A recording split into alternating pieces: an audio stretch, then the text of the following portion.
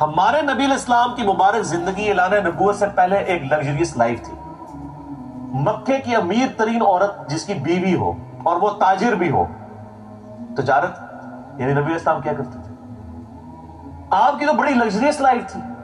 لیکن اعلان نبوت کے بعد جب اللہ تعالیٰ نے بعد میں فتوحات بھی دے دی, غزوہ خیبر کے بعد تو بڑے معاملات, مسلمانوں کے پاس بہت مال بھی آ گیا. لیکن بخاری مسلم دونوں میں حدیث ہے, عائشہ کہتی ہیں کہ حضور کی وفات تک, سر وفات تک ہمارا یہ حال تھا کہ بعض اوقات 1 مہینے, بعض اوقات 2 مہینے, بعض اوقات 3 مہینے تک گھر میں چولہا نہیں جلتا تھا. 2 کالی چیزوں پر, کھجور اور پانی کے اوپر گزارا ہوتا تھا. اور سر یہ کھجوریں بھی آپ یہ نہ سمجھیے گا کہ ٹوکریوں کی ٹوکریاں تھیں. 2 کھجوریں صبح اور 2 شام کے وقت, اور 1 میٹھے پانی کا پیالہ صبح اور 1 شام کے وقت, بس.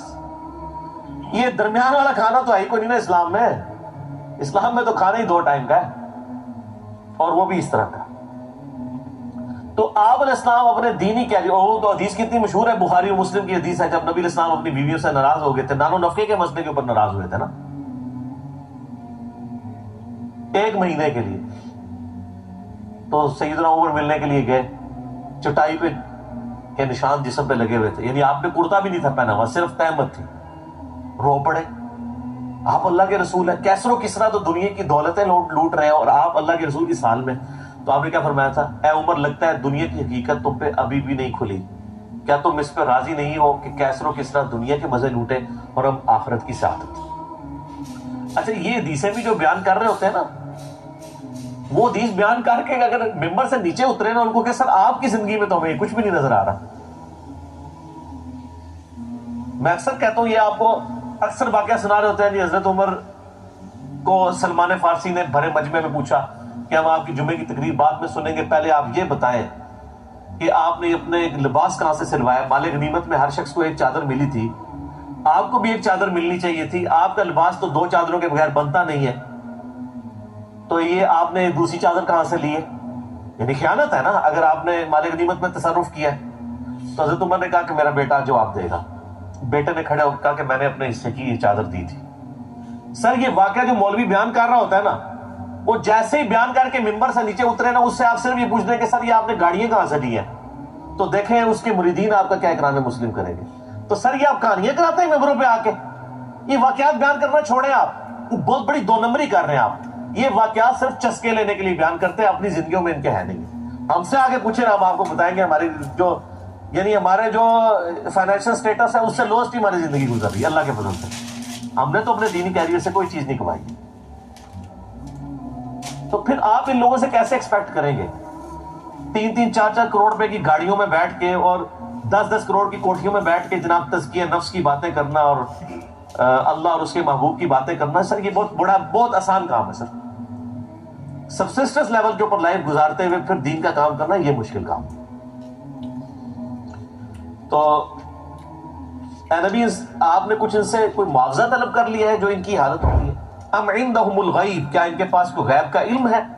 فہم یکتبون, جو وہ لکھے جاتے ہیں. ام یریدون کیدا, کیا وہ آپ کو فریب دینا چاہتے ہیں. فالذین کفروا ہم المکیدون, جو کفر اختیار کیے ہوئے ہیں وہ خود فریب کا شکار ہو جائیں گے. ظاہر جی اس سے بڑا فریب کسی شخص کے ساتھ کیا ہو جائے کہ اس کو آخرت میں جا کے پتہ چلے. ادھر تو لوگ کہہ دیتے ہیں نا کہ جناب وہ آگے جا کے پتہ لگے کون ٹھیک ہے, آگے جا کے پتہ نہیں لگے گا, لگ پتہ جائے گا. ادھر پتہ چلنا چاہیے کہ کون سچ ہے اور کون غلط ہے. ام لہم الہ غیر اللہ, کیا کوئی اللہ کے علاوہ بھی الہ ہے ان کے لیے. سبحان اللہ عما یشرکون, پاک ہے اللہ اس شرک سے, بہت بلند ہے جو یہ کرتے ہیں.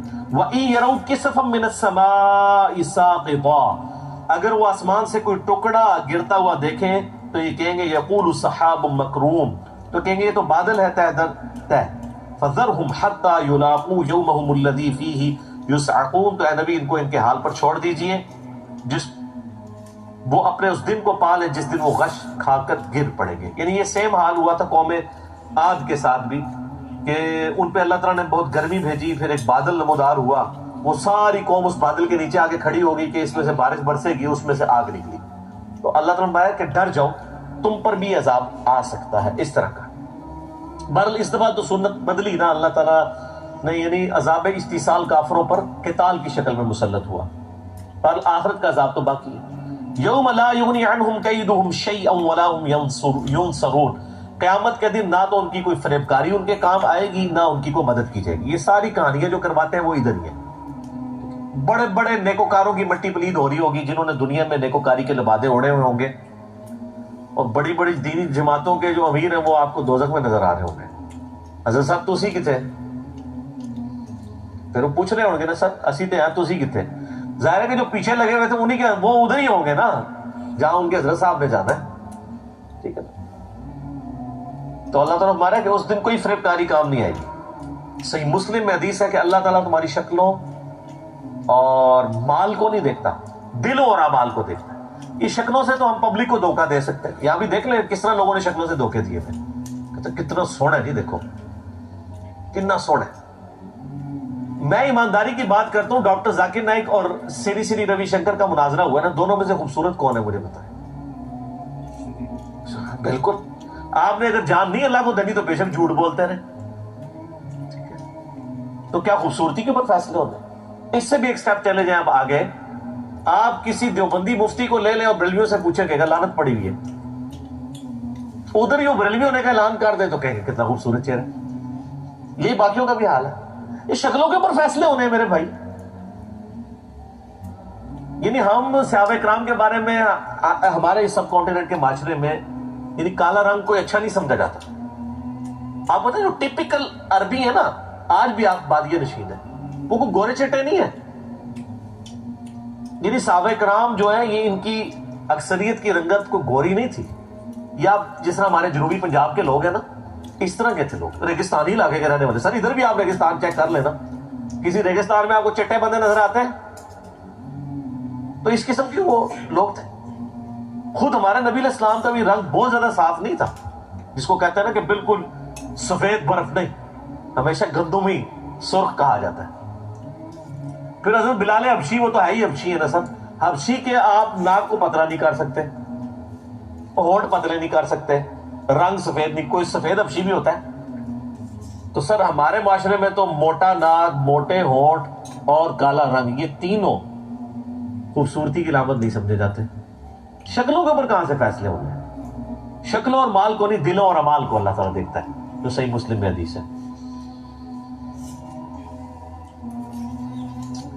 اس دن ان کی کوئی فریبکاری کام نہیں آئے گی اور نہ ان کی کوئی مدد کی جائے گی۔ وَإِنَّ لِلَّذِينَ ظَلَمُوا عَذَابًا دُونَ ذَلِكَ وَلَكِنَّ أَكْثَرُهُمْ لَا يَعْلَمُونَ، اور بے شک ظالموں کے لیے دنیا کی زندگی میں بھی عذاب ہوگا، اس آخرت کے بڑے دن کے عذاب سے پہلے، لیکن اکثر لوگ اس سے بے خبر ہیں۔ دنیا میں اللہ تعالیٰ انہیں چھوٹی چھوٹی تکلیفیں بھیجتا ہے تاکہ لوگ اللہ کی طرف لوٹیں۔ یہ سورہ سجدہ میں اللہ تعالیٰ نے اپنا ایک یونیورسل ٹروتھ بیان کیا ہے کہ ہم دنیا کی زندگی میں بھی تمہیں عذاب کا مزہ چکھائیں گے تم تاکہ اللہ کی طرف پلٹ آؤ۔ وَاصْبِرْ لِحُكْمِ رَبِّكَ، اے نبی آپ اپنے رب کے حکم کے مطابق چلیے اور صبر کیجئے۔ إِنَّكَ بِأَعْيُنِنَا، آپ ہماری نظروں کے سامنے ہیں۔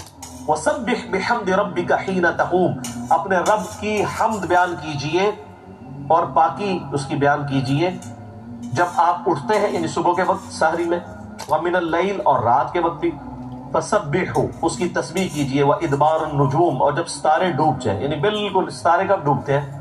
جب فجر کا وقت داخل ہو رہا ہوتا ہے، اس وقت بھی آپ اپنے رب کی تسبیح بیان کیا کریں۔ تو اس میں بڑے پیارے الفاظ ہیں، آپ صبر کیجئے، فَإِنَّكَ بِأَعْيُنِنَا، آپ ہماری نظروں کے سامنے ہیں۔ دنیا میں اگر آپ جس شخص کے لیے تکلیف اٹھا رہے ہو نا، اس تکلیف کے دوران اگر آپ یہ دیکھ لیں کہ وہ آپ کو دیکھ رہا ہے کہ اس کو میری وجہ سے تکلیف اٹھانی ہو رہی ہے، تو آپ کی تکلیف میں صبر آ جاتا ہے۔ ایک نیچرل چیز ہے، یعنی کسی کو اپنے دوست سے بہت محبت ہے، اس کے لیے اسے قربانی کرنی پڑتی ہے، اور تکلیف وہ اٹھا رہا ہے، اس دوران اس کا وہی دوست اس کو دیکھ لے جس کے لیے وہ تکلیف اٹھا رہا ہے، تو اس کو تکلیف اٹھانا آسان ہو جاتا ہے۔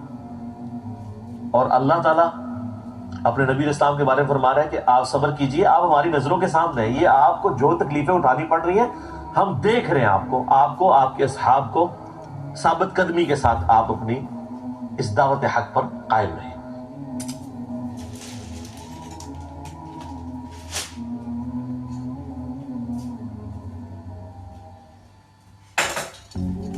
بھائیو اور